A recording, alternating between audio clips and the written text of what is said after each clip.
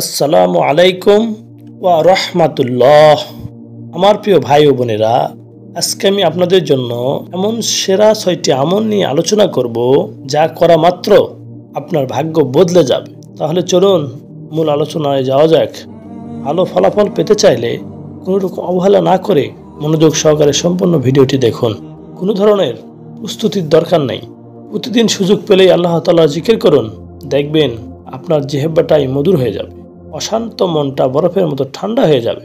আল্লাহ তাআলা বলেন, আলা বি জিক্রিল্লাহি তাতমাইন্নুল কুলুব, অর্থাৎ আল্লাহ তাআলা জিকিরেই অন্তর বা আত্মা কুলুব প্রশান্তি পায়।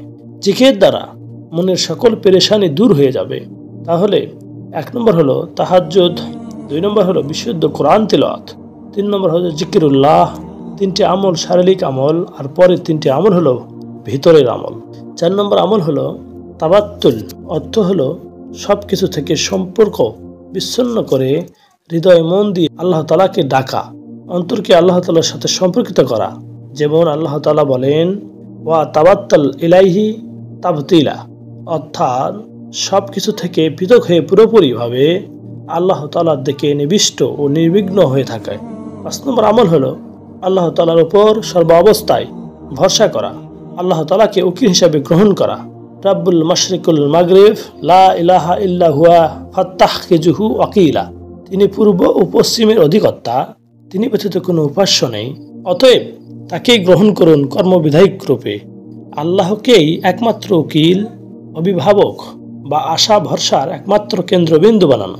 6 নম্বর আমল হলো সবুর করা, ওয়াসসাবরে আলা মা ইয়াকুলুন, যে যাই বলুক তাতে ধৈর্য ধারণ করা। তাহলে পরের 3টি আমল হলো আল্লাহ তাআলার সাথে অন্তরকে সম্পর্কিত করা, আল্লাহ তাআলার উপর ভরসা করা, সর্ব অবস্থায় ধৈর্য ধারণ করা। এই 3টির কোরআনিক নাম হলো তাবাত্তুল, তাওয়াক্কুল ও সবর। তাহলে 6টি আমল হলো 1 নম্বর কিয়ামুল লাইল, 2 নম্বর তারতিলুল কোরআন, 3 নম্বর জিকির, 4 নম্বর হচ্ছে তাবাত্তুল, 5 নম্বর হচ্ছে তাওয়াক্কুল, 6 নম্বর হচ্ছে সবর। 3টা বাহিরের ও 3টা ভিতরের আমল। এই 6টা আমল সব কিছুর হেড। তাই এই 6টা যদি ঠিকমতো করতে পারেন তাহলে বাকিগুলো সহজ হয়ে যাবে। আল্লাহ তাআলা আমাদেরকে ঠিকমতো আমল করার তৌফিক দান করুন, আমিন।